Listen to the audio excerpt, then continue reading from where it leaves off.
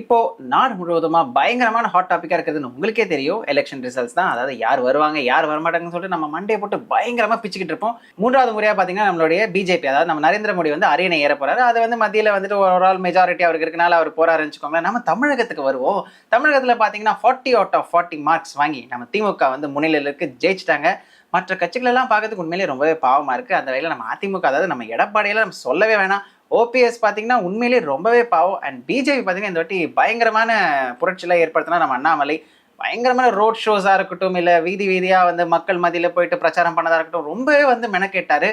ஆனால் பிஜேபி யாருமே வந்து அவர் மேலே வச்சிருந்த நம்பிக்கை வந்து அப்படியே வந்து கவுத்துட்ட மாதிரி யாருமே வந்து ஜெயிக்கல. இதனாலே வந்து அண்ணாமலை மேல ஒரு அதிருப்தி வந்து ஏற்பட்டுருக்குன்னே சொல்லலாம். அதாவது இப்போ பிரஸ் மீட் கூட சொல்லியிருக்காரு. அது பிரஸ் மீட்ல என்ன சொல்லியிருக்காரு அப்படின்னு நீங்க பாத்துக்கிட்டீங்கன்னா, அதாவது மத்தியில வந்துட்டு நம்ம வந்தது வந்து ரொம்ப பெரிய சாதனை, அதாவது ஜவஹர்லால் நேருக்கு அப்புறம் மோடி வந்து இந்த சாதனை வந்து பண்ணியிருக்காரு மட்டும் சொன்னது எல்லாமே, இவர் தோத்ததுக்கு இவர் என்ன சொல்லியிருக்காரு பாத்தீங்கன்னா, அதாவது கீழே விழுந்து மீசையில வந்து மண்ணோட்டாத மாதிரி வந்து பேசியிருக்காரு. அதாவது பரவாயில்ல, நாங்க வந்து தோத்துட்டோம், பட் ஸ்டில் எங்களுடைய நோக்கம் வந்து 2026 தான். எடப்பாடி மாதிரியே தான் இவரும் சொல்லியிருக்காரு.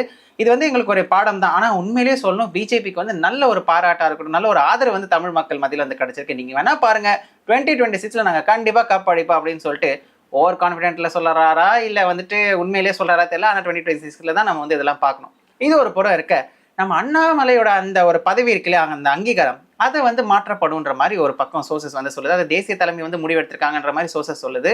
அதாவது என்னன்னு பாத்தீங்கன்னா, மக்கள் மத்தியில வந்து இன்னும் அவங்க மனசுல ஆழமா இறங்கக்கூடிய ஒரு ஆளை அனுப்புனா நம்ம வந்து ஜெயிக்கிறதுக்கு வாய்ப்பு இருக்கோ. முக்கியமா வந்து இந்த தோல்வி இருக்கு இல்லையா பிஜேபிக்கு, அதுக்கு என்ன காரணம் பாத்தீங்கன்னா, அதிமுகவோட அது சேராதது காரணம் தான் காரணம். அதாவது நான் உன் கூட சேர மாட்டேன், நீ என் கூட சேராத அப்படின்னு சொல்லி 2 பேரும் பிரிஞ்சு போய் 2 பேருக்கும் கடைசியில தமிழகத்துல ஒண்ணுமே கிடைக்காத மாதிரி போயிடுச்சு.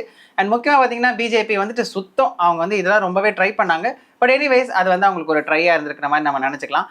ஆனால் இங்க தான் ஒரு ட்விஸ்ட். ஸோ அது நான் முன்னாடி சொன்ன மாதிரி அண்ணாமலை வந்து ஒரு அதிருப்தி ஏற்படுத்தியிருக்காரு இல்லையா. ஸோ மக்கள் மனசுல இன்னும் ஆழமா இறங்கணும்னா நம்ம யாரை அனுப்பலாம்? வானதி ஸ்ரீனிவாசன் அனுப்பலாமா, இல்ல நயனார் நாகேந்திரன் அனுப்பலாமா, இல்ல கரு நாகராஜ் அனுப்பலாமா அப்படின்னு சொல்லிட்டு லிஸ்ட் போட்டுட்டு இருக்காங்களாம்.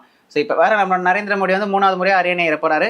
இன்னும் பாஜகவில் நிறைய விஷயங்கள்லாம் நடக்கும். அந்த வகையில் அண்ணாமலையுடைய பதவியும் வந்து பரிமாற்றப்படும் அப்படின்னு வந்து சொல்லப்படுது. இன்னும் கொஞ்ச நாள்ல வந்து நம்மளுக்கு அதை பத்தின தகவலுக்கு வரும். என்ன நடக்க போகுது நம்மளுக்கு தெரியல. ஆக மொத்தத்தில் வந்து தமிழக பொறுத்த வரைக்கும் நம்ம டிஎம்கே வந்து ஜெயிச்சிட்டாங்க. மற்ற கட்சிகளுக்கு பரவாயில்ல, ஏதோ இந்த வாட்டி ஒரு ட்ரை பண்ணாங்க நம்ம சொல்லலாம். இதை பத்தி நீங்க என்ன நினைக்கிறீங்க அப்படின்றத மறக்காம கமெண்ட் பண்ணுங்க. இந்த வீடியோ உங்களுக்கு பிடிச்சிருந்தா லைக் பண்ணுங்க, ஷேர் பண்ணுங்க, சப்ஸ்கிரைப் பண்ணுங்க.